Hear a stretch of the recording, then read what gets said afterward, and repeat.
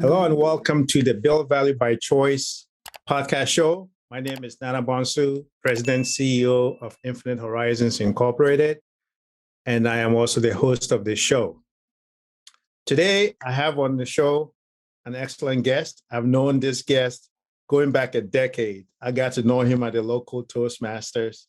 I was an upstart, VP of education, and he was our star speaker, representing us at all kinds of levels, regional, state, global, winning all kinds of awards for us. So reconnected with him, and he's doing well.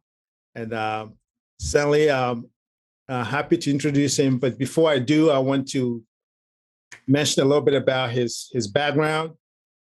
His name is Eric Twiggs. Eric is the founding partner and president of the What Now movement.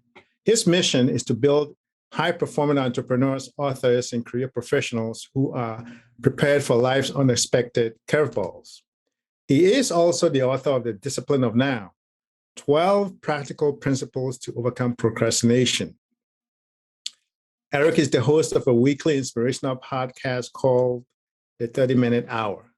As a certified life and business coach, he has conducted over 28,000 coaching sessions, helping executive leaders and entrepreneurs who have moved from feeling frustrated to finding fulfillment. Welcome to the show, Eric. Hey, thank you, man. You're right. We go way back. Time flies. Time flies. I'm telling you. Yeah, that's great. So, Eric, got a lot to talk about, and I wanted to talk to you today about procrastination, and particularly kind of using your book and the movement that is sprouted out of that to just talk about how you got started with this whole theme of productivity development. For me, it started when I was in college. I talk about this in the book. It was my senior year at Hampton University. And I'm having this conversation with my good friend, Donnell. And I have to admit that he and I were a little different at the time. He was all about his purpose and I was all about the party. Yeah. And he'd always give me a hard time about, hey, you need to figure out what you want to do, get serious. And I'm like, man, listen up. We're still young. We have plenty of time to figure that stuff out. Are you coming to the frat party with me or not? And weeks go by, he and I don't talk, but then I get a phone call from his mother informing me that he was killed in a car accident. Changed everything. Sent me a message that maybe we don't have the time that we think to do the things that we want to do. And ever since, time management and productivity and overcoming procrastination has been a focus of mine. And I've really started paying close attention to these areas. And that was literally the experience that started everything.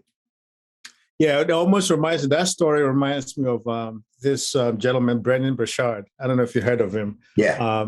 Where he talks about life's golden ticket. He thought he had his life golden ticket when he and his buddy got into a car accident in the Dominican Republic one summer afternoon or evening. And that's when he realized, hey, life is short, even though he was a teenager at the time. You realize that, hey, at that moment, you realize there are three questions. Did I live? Did I love? And did I make a difference? So it sounds like that was your epiphany moment where you decided to make good use of your time. Oh, for sure. Yeah, I mean, and we're seeing it now just with the pandemic. And I mean, I've just lost so many people, even to this day, that were classmates at Hampton. And it just sends you the message that time is short. And you can always make more money, but you can't make more time. And you just need to be intentional as far as how you're handling your time and prioritizing. Yeah. In the book, you talk about imagine our deathbed self telling us to start the process now because tomorrow might be too late. So I guess that was one message, I guess, that came out of that experience from losing Donnell. Now, you also mentioned that one of your core values is excellence, right? And I want to quote you said, the earlier I start the creative process, the greater the chance of it being excellent. And so valuing excellence motivates you to start earlier. So how does motivation play into whether or not somebody procrastinates or not? Oh, I think motivation is a key thing. Yeah, a lot of times if you're not motivated to do something, you'll certainly, like, even if it's something like your alarm clock, waking up in the morning, if you're not motivated to go in, you'll be more likely to hit the snooze button. And so the root of all procrastination, or most procrastination that I've seen, is just there's some level of discomfort. You're not feeling it. You feel like it's too complicated. You may be afraid. Yeah. So if you don't have that motivation, can push you past a lot of those things, and motivation to keep you going when cause we all get to that point. We have those days where we just don't feel like it. You're just not into it. You're not feeling it. If you don't have a motivation, you'll be more likely to procrastinate. Yeah. Now, just wanted to ask you, what are some of the experiences or things you've done to overcome procrastination that may be relevant to our audience of business owners who need to ensure that they maximize their time, especially outside of their business? Yeah. So one of the things I do, and I help people, and this one thing has helped a lot of people that I've worked with, where they've come to me and said, Eric, you just don't understand. I'm a chronic procrastinator. And this one thing, this idea of making an appointment with yourself, right? Because if something's important, you're going to put it on your calendar. And so instead of saying, I'm going to write my speech this week, right? You say, I'm going to write my speech on Tuesday at 1:00, and you put it on the calendar. You can just use Google. You can set a reminder. And if you really want to nail it, the key thing to do is to put the place that you're going to do it. So I'm going to do it at 1:00 in my office. But when you put the specific time and place, the studies show that you're 40% more likely to do it. So that if you get in that habit of making appointments with yourself, you'll be a lot less likely to procrastinate. Yeah, and one other thing that you mentioned in the book was finding an accountability partner. You mentioned how your wife is a good accountability partner for you. Whenever you tell her your goals, you make it public, and she knows now. You've put yourself out there. You have to kind of live up to it. How does that? Does that? In addition to putting it on your calendar, and being very specific. I suppose having an accountability partner doesn't hurt either. Oh, I think that's critical. And I think, we're in the time of year where everybody is setting goals and making resolutions. But I think you have to factor failure into your success plan, right? You have to factor in that there may be times that you slip. There may be times you just don't feel like doing it. There may be times that you forget. And it's good to get the accountability person on the front end.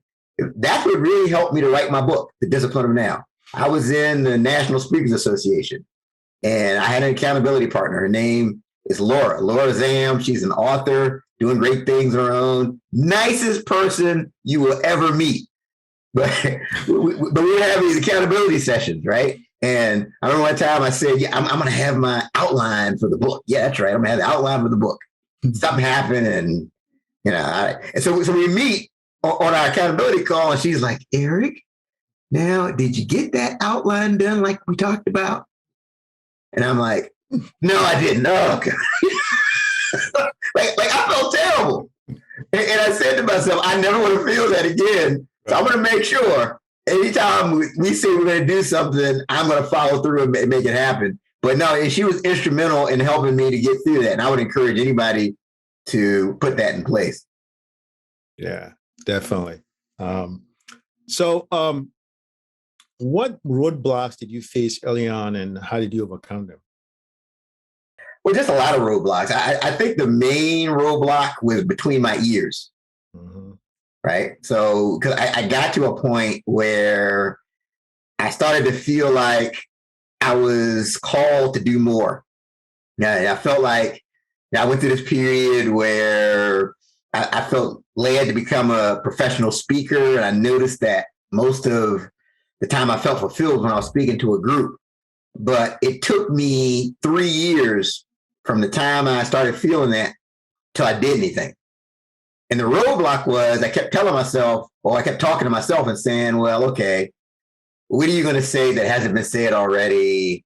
Yeah, who's going to pay you to come in and talk to their organization? It was just a lot of negative self-talk.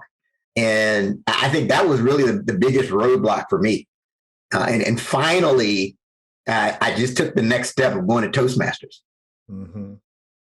And that's, once I took that step, then the other steps started revealing themselves. But I think, and I find this to be common with the people I work with, that the biggest issue is in their mindset and how they think and the conversation that's going on in their head.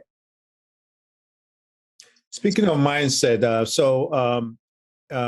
you mentioned the book that certainly you quoted the author Carol Dweck about the difference, the two types of mindset, the fixed mindset and the growth mindset.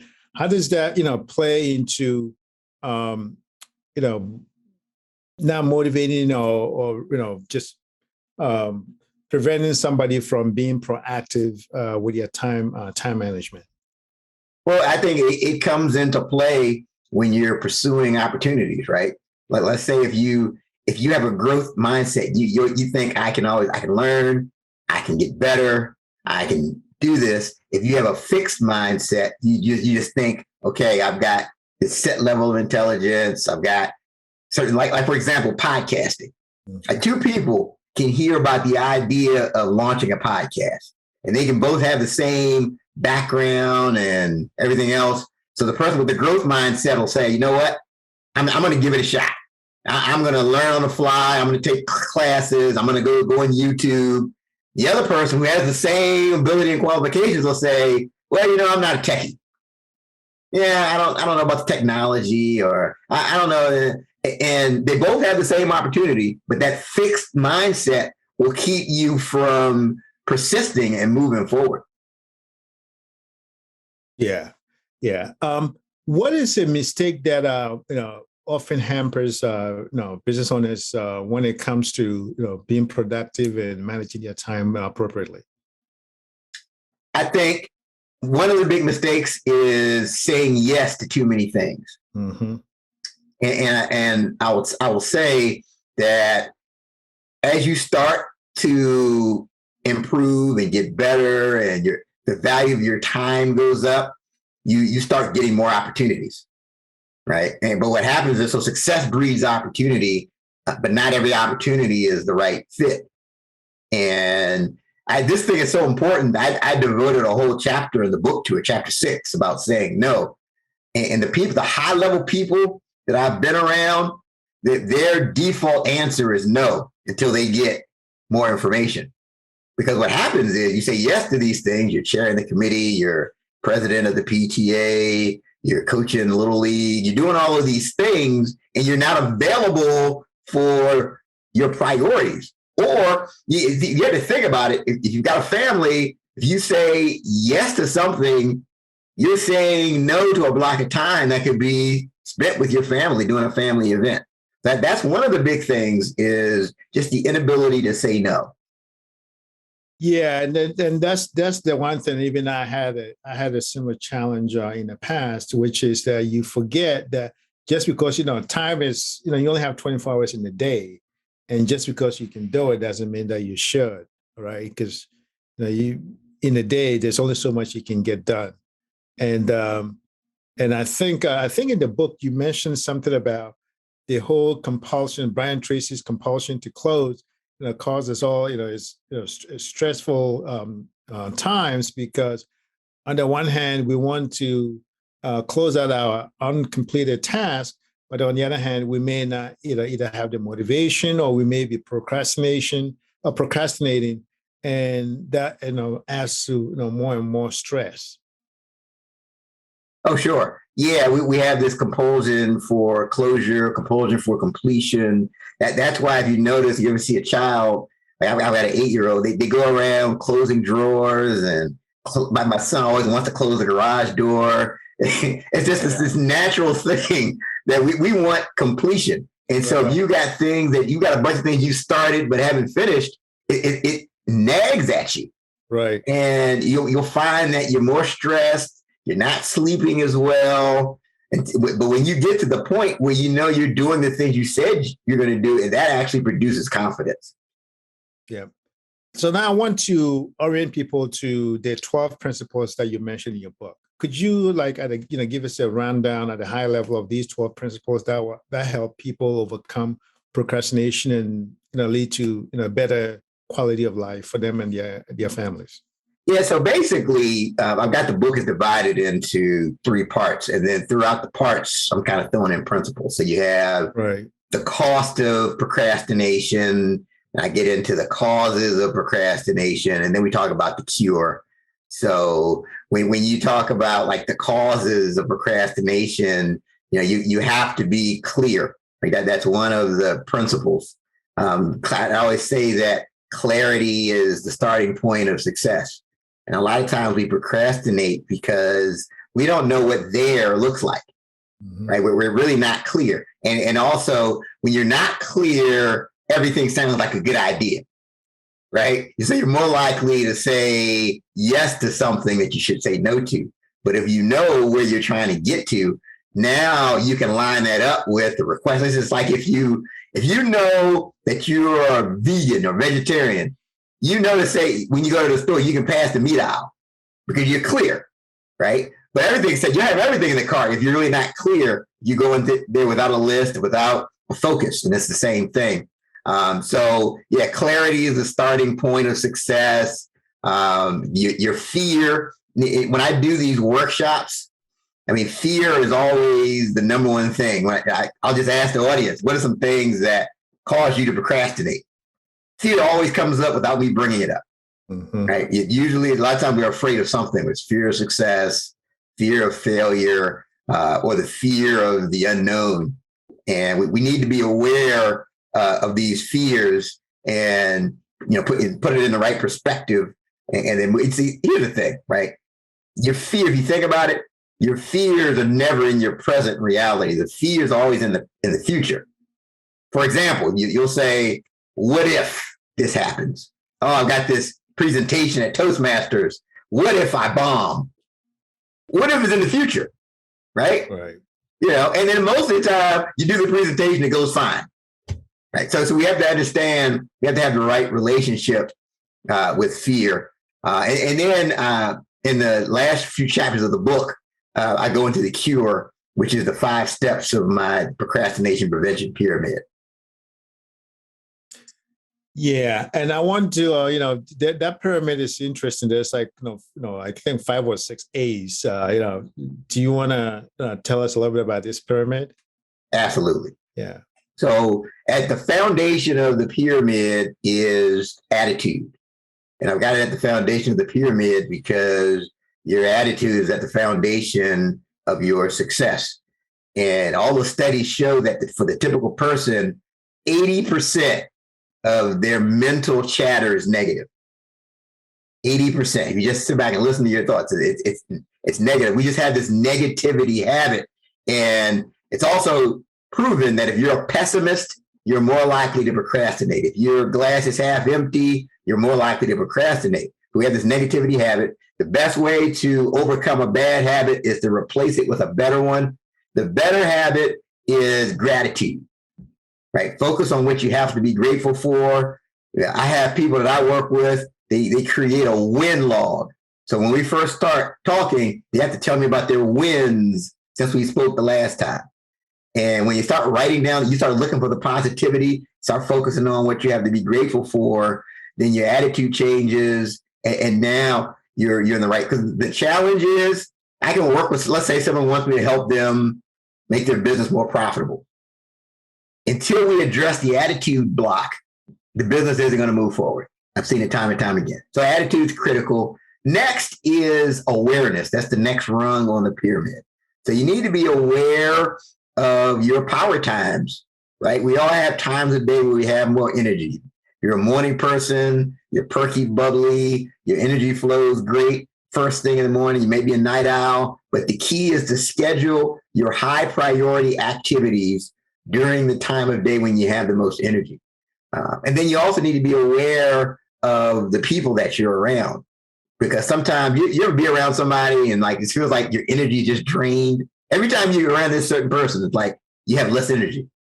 We need to know to avoid that type of person, and we need to find the people that can help us get to the next level. We need to find those groups where what we want, what we desire is the normal behavior. So it's all about awareness. You have attitude, you have awareness, you have animation is the next A, and that's really about your energy specifically. And if you think about when you procrastinated, or if you're in a procrastination cycle, it's usually when your energy is low. So it's very important that you're protecting your energy, and that you've got recovery strategies. So, it could be as simple as making sure you're getting 30 minutes of cardio per day, a minimum of 3 times per week, making sure you're taking naps, getting good rest, but that your energy you have to protect your energy. So that's where animation comes in. Next is automation. That's the next A. And the key there is understanding that just because something has to be done, it doesn't mean that you have to do it, right? So that's about putting systems in place so that things are getting done, whether you touch them or not. I mean, it could be as simple as getting a virtual assistant. So they're doing those tasks that you don't like to do that still need to be done. It could be using the technology tools where you can automate certain things. There's Calendly where, you don't have to keep going back and forth with people. Are you available here? Are you available? You can send them a link. They pick a link. Now they're on your calendar. So just using those automation tools so that you don't have to touch everything for things to happen. And then the final A is activity. And I put activity at the top of the pyramid because you can't get to the top without taking action. And most things are a numbers game, right? Especially if you're in business and you're trying to get contracts, it's numbers, right? You just have to talk. Most of the time where people fall short, they're not talking to enough people. They're not taking enough action. Mm-hmm. So you have to have a bias for action. You can meet, you can do vision boards, you can burn candles, you can sit with your legs crossed. But at some point you have to take action. You have to figure out what's your number.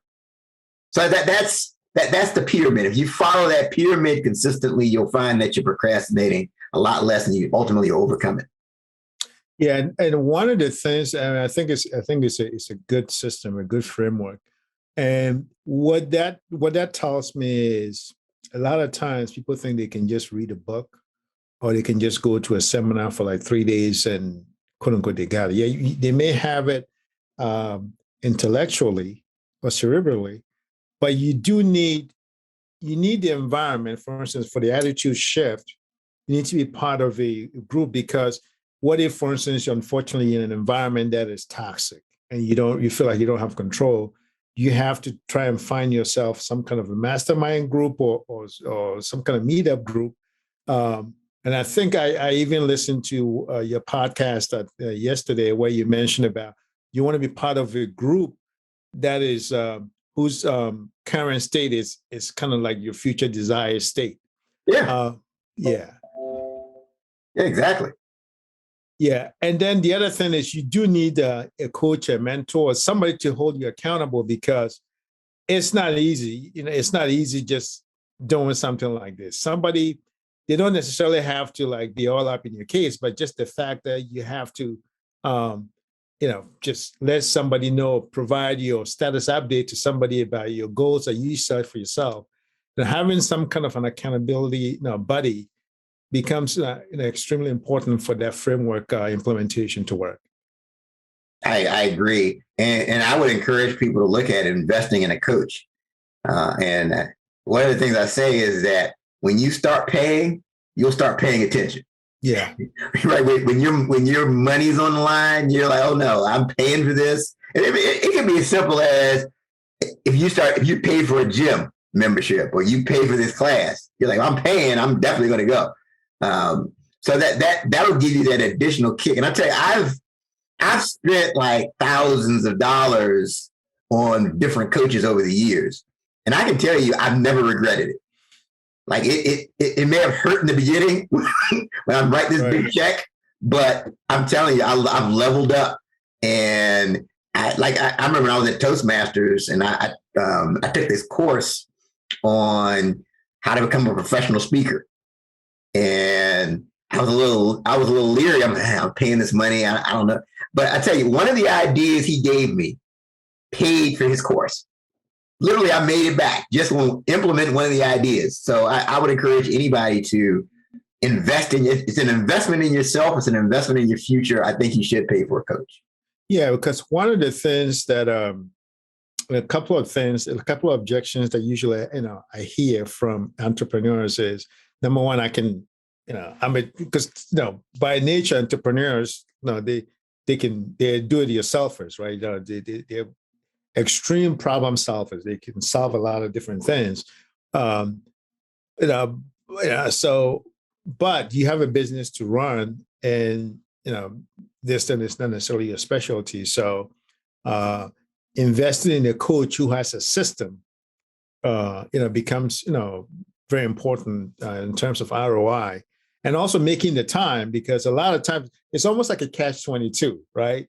It's like, I'm booked. I don't have the time to try another system, but it's like, well, that's all the more reason for you to try this framework that Eric is sharing, because that's going to then save you more time for you to be, or free you up for you to be able to do more and more things, or especially outside of your business, to have more balanced quality of life. Yeah, I think it's better. You can spend the time on the front end as an investment so that it frees you up down the road. And the biggest thing, it'll free you up from bumping your head and making these mistakes that could cost you even more time. If you've got somebody who's already been where you're trying to get, they can actually save you time in the long run. Where should people focus their efforts to overcome procrastination, both in the short term and the long term? Well, I think that the big thing is a lot of people are perfectionists, people that I come across. And especially if they come across a new venture, a thing, they want to write a book and they feel like they have to know everything before they get started. I have to have all the details. I need to see all green lights. But you have to, like my podcast guest said yesterday, Julia Taylor, you have to take imperfect action, right? You can't allow perfect to become the enemy of progress. So the key thing is to start. It can be a small step, right? And sometimes it's all about, you have to change the question. A lot of times we think, how am I going to be able to do this? You need to change that from how to who, right? Who is doing it already? And can I have a conversation with them and they can tell me what they did? It may not be as complicated as I'm making it. So really, a big thing is you have to watch for that whole perfectionism thing. And it doesn't have to be perfect. You're not going to have all of the information. You just have to, okay, what's the next step that I can take to move forward? Now, there was this impulsivity. I always butcher this word. Impulsivity test, like 15 questions that you recommend people take to identify on the spectrum how impulsive or deliberate they are in the approach to things. Could you give us a little bit of background as far as that tool and just Yeah, so impulsivity is a leading cause of procrastinating, because you're always looking for the next shiny penny, and you're more, you're impulsive. So it's like the next thing, that sounds good, I'm gonna do that. So people I've worked with that really struggle with that, I literally have them take a Post-it note and they'll write their most important thing that they've got to do, and they'll put it on a Post-it note on their main computer terminal. And so literally when they get to that whole squirrel thing, they're reminded, okay, no, I got to finish this.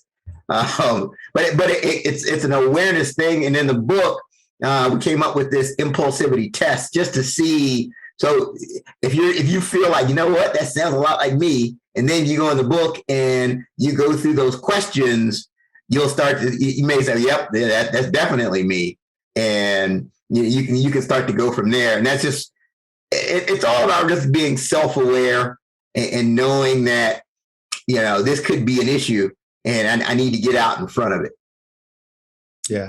And we're gonna have, your information about the book and everything on the show's website, www.infhorizons.com/podcast. So people can go check it out over there in terms of all the content that Eric is talking about.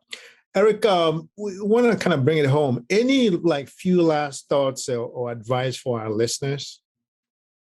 Yeah, I think you have to be careful and not make procrastination or any bad habit your identity, right? I mean, even, I talk to people that say, oh, I'd love to be a speaker, Eric, but I'm just not outgoing. I am an introvert. These things are flexible habits, right? And procrastination is a habit that you can overcome. You're not that thing. You may have procrastinated yesterday, but yesterday ended last night. You can always do something different. If you apply the focus and you apply the discipline, you can move forward in a better way. I just think that's so important, not to tie your identity to a negative habit. Yeah, that's a very good piece of advice. Again, thank you so much for your time. This was power-packed half hour. Definitely a lot of wisdom, and I definitely also encourage people, if they haven't read the book, to pick a copy of the book. Great book, 12 Principles on How to Overcome Procrastination. Eric, thank you for your time. And how can people, get in contact with you or follow your work? Okay, so yeah, you can go to my website, Eric, ERICM, Twiggs, TWIGGS.com, and you can pick up a copy of The Discipline of Now. It's in audio, it's on ebook, it's in paperback format. You can also check me out on the 30-minute hour podcast. Happy to report we currently rank in the top 2% of all podcasters, according to Listen Notes. We have 66 5-star reviews on Apple Podcasts. You can check us out. We're on Apple Podcasts. We're on Spotify and any of those places that you like to listen to podcasts. Wonderful. Wonderful. Congratulations again. Once again, thank you everyone for joining and listening in.